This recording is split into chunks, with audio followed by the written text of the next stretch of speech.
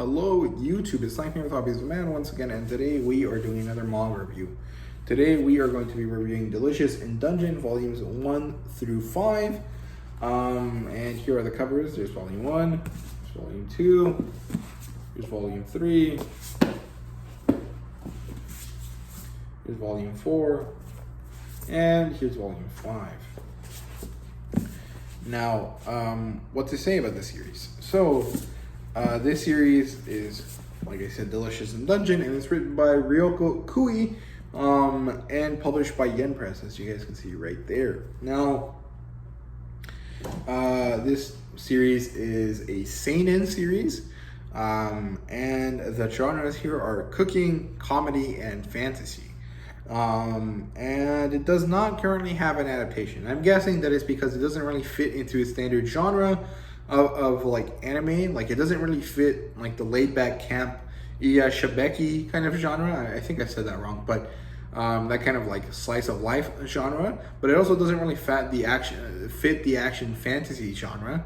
So I think that it hasn't just been picked up to be an anime because, one, it doesn't really fit one or the other, and because it also doesn't really have that much popularity. As far as I can tell, it doesn't really seem to be like something that people are really crazed about in any way. So I'm guessing that that's why. I'm not really sure. I don't really know anything about the industry, specifically in Japan. So that's just my guesses, right? So yeah, this is not currently have an adaptation yet. The premise here is actually that dungeons exist and they're explored by adventurers. Oh god, that's so weird, right? Of course they're explored by adventurers. And one group of these adventurers, the one led by this guy, whose name is Laios, loses its healer to a dragon. Like, the healer gets eaten by the dragon, and the healer happens to be his sister. Then now they have to go find her. They have to go pick her up. They have to go slay the dragon, pull her out of its stomach, and revive her. But they don't really have any supplies, so they have to kind of do what they have to and eat the monsters in the dungeon in order to be able to get to the dragon fast enough to actually have something left of his sister to revive. It's a kind of gruesome kind of style of story here, but it's actually quite cutesy once you get to read it. So yeah, that's the premise. So there you go. The plot line here is pretty good. It's actually a basic premise, just like I kind of explained here, that really gets taken to the extreme, to the farthest place it can be taken, which is quite good. It actually is well done. I think it's very, very good. We follow these adventurers as they basically end up eating everything in the dungeon because their lack of money meant they couldn't buy the provisions necessary to last as long as they needed to in the dungeon. So instead of waiting to raise that money before they go try to save Laios' sister, they just go in like completely without anything, and they decide to live off the dungeon, which is something that a lot of adventurers don't do because it's just kind of a weird concept to eat monsters, right? But apparently there's this dwarf guy who does that all the time, and so he offers his help, and they kind of go on this journey together in order to find Laios' sister, the healer of their group, right? And yeah, it's very cool. It's very fun. There's definitely a lot of action in the kind of sense that, like, oh, we have to go hunt the monsters in order to eat them, but it isn't so like action heavy that it feels like a battle shonen. It's not really like that. It's mostly just kind of like, oh, we're fighting these monsters, might as well collect them so we can eat them kind of thing. But it's good. I really did like it. I thought it was very fun. So yeah, there you go. That's it for the plot line. It's not a very complex one, like I said. Characters wise, there's quite a few. There's Laios, who is the main character, or the person around which the kind of story revolves around. He is a male human, and he's the leader of this adventuring group. We have Faline, who is Laios' sister and the healer that got eaten by the dragon. Then we have Chilchuk, who is a hobbit character, and they call him a half-foot. And then we have Senshi, who is a dwarf who is obsessed with the dungeon, and he has this kind of very meaningful connection with the dungeon because he thinks of it as a place to gather food from.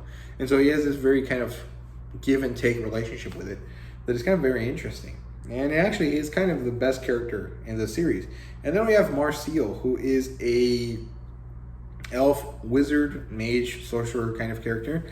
And she is Faline's best friend, as well as kind of the character that is definitely opposed to this plan of eating the dungeon, which is kind of funny, right? And then we have a lot of other secondary characters that show up, but they're not really that important, at least not until Volume 5, but that's near the end of what I'm reviewing, so I'm not going to bother with explaining any of them.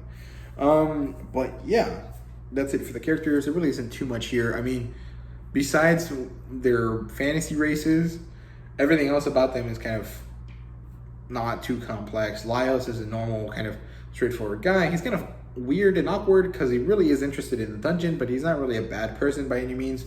Chilchuk is kind of like a little bit jaded, and he doesn't really enjoy having to do these things, but he kind of has a good heart underneath all of it. Faline is a great kind of caring individual. Senshi is also kind of a really caring individual. And then Marcille is a little bit kind of funky. She's kind of like a bit of uptight, a little bit spoiled, but she's generally a good person. She's in the right, her heart's in the right place at the end of the day. And yeah, I mean, it's all kind of like a fun kind of group of characters that just kind of move around the dungeon and kind of eat everything around them. So it's not very complex. World building wise, I think it's pretty solid. There's a plethora, a giant menagerie of different monsters that they can eat, and it's actually very, very interesting. But it is mostly focused on the way that these monsters are edible, right? There's definitely lore around how the dungeon came to be and why the dungeon should be cleared and what the point is and why the heck they are doing the things they're doing. But generally, everything that is, you know, set up is to explain the monsters and then to explain how the monsters can be used in food. And we have all types of monsters. We have cockatrices, basilisks, mermaids, kelpies, these weird living armor characters that actually are very interestingly some sort of mollusk, which is actually very cool. What else do we have? We have slimes, man-eating plants, sea serpents, wyverns, dryads, dragons, wargs, giant frogs, giant kraken, undines, which are like water spirits, mermaids, tentacles, fishmen, orcs, ghosts, kelpies, like I already mentioned, golems, mimics, living pictures, and treasure insects. So there's quite a few different things.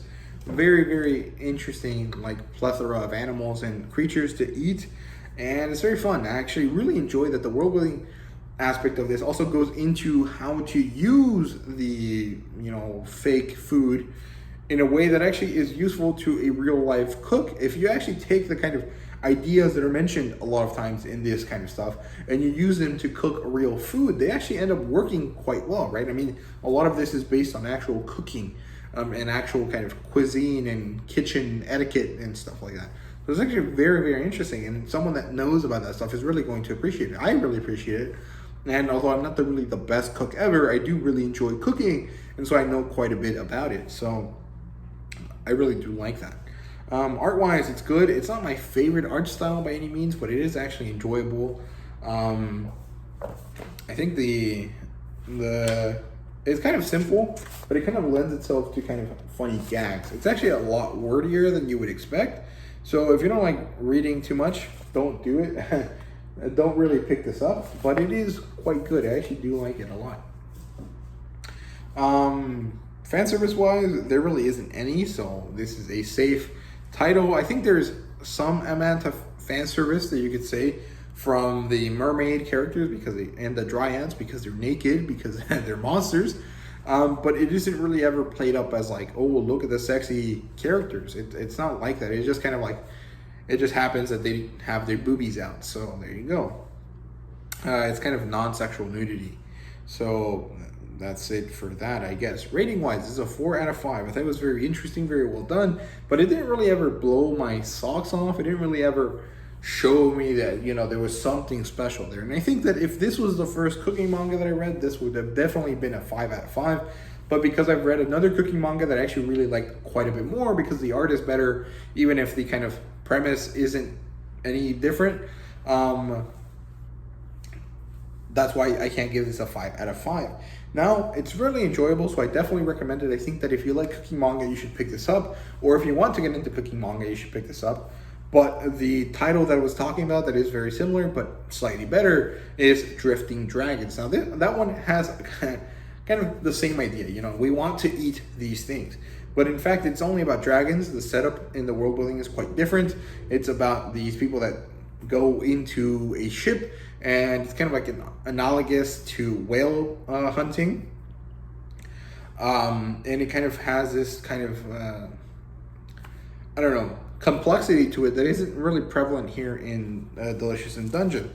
The other thing that is kind of similar is Cooking with Wild Game, which is a light novel series. So there you go. That's two different things that you could read if you like this one, or that you can kind of use to gauge your interest in this story. So there you go. That's basically all I have for you, and I hope you guys enjoyed this video. If you did, please leave a like, subscribe, and comment down below. Let me know what you thought. And yeah, thank you guys so much for watching. I really do appreciate it, and see you guys later.